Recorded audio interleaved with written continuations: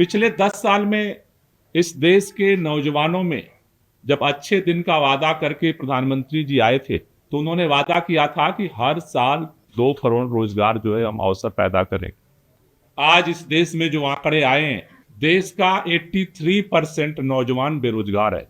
और हरियाणा जिस राज्य में हम बैठे हैं, हरियाणा के अंदर सबसे ज्यादा बेरोजगारी का दर है।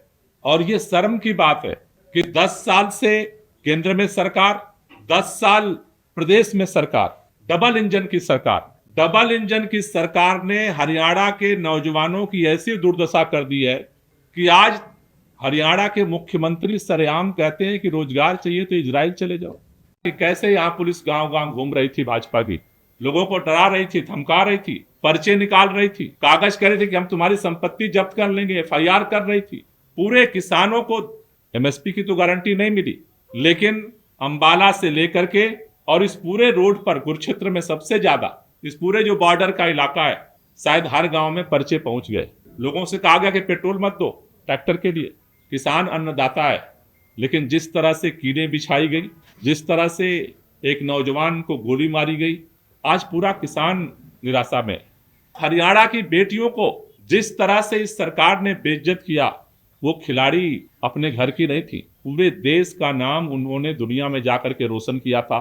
जिस तरह से जंतर मंतर पे बैठी थी, घसीट करके 26 जनवरी से पहले उनको जिस तरह से घसीट करके और वहां से बाहर फेंका गया, जिस तरह से वो रोती रही, आंसू बहाती रही, लेकिन इस भाजपा सरकार के किसी भी कान में जू नहीं देगा।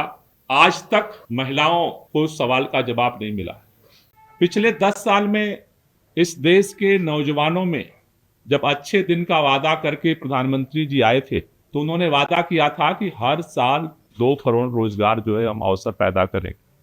आज इस देश में जो आंकड़े आए हैं, देश का 83% नौजवान बेरोजगार है। और हरियाणा जिस राज्य में हम बैठे हैं, हरियाणा के अंदर सबसे ज्यादा बेरोजगारी का दर है।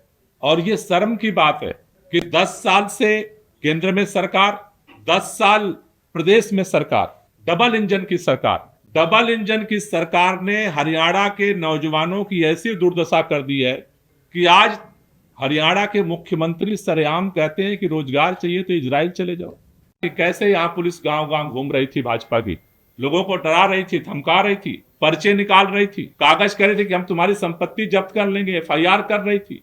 पूरे किसानों को एमएसपी की तो गारंटी नहीं मिली, लेकिन अंबाला से लेकर के और इस पूरे रोड पर कुरुक्षेत्र में सबसे ज्यादा, इस पूरे जो बॉर्डर का इलाका है, शायद हर गांव में पर्चे पहुंच गए।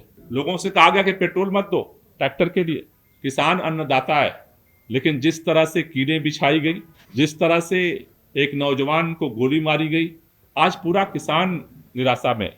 हरियाणा की बेटियों को जिस तरह से इस सरकार ने बेइज्जत किया, वो खिलाड़ी अपने घर की नहीं थी, पूरे देश का नाम उन्होंने दुनिया में जाकर के रोशन किया था। जिस तरह से जंतर मंतर पे बैठी थी, घसीट करके 26 जनवरी से पहले उनको जिस तरह से घसीट करके और वहां से बाहर फेंका गया, जिस तरह से वो रोती रही, आंसू बहाती रही, लेकिन इस भाजपा सरकार के किसी भी कान में जू नहीं देगा। आज तक महिलाओं को उस सवाल का जवाब नहीं मिला।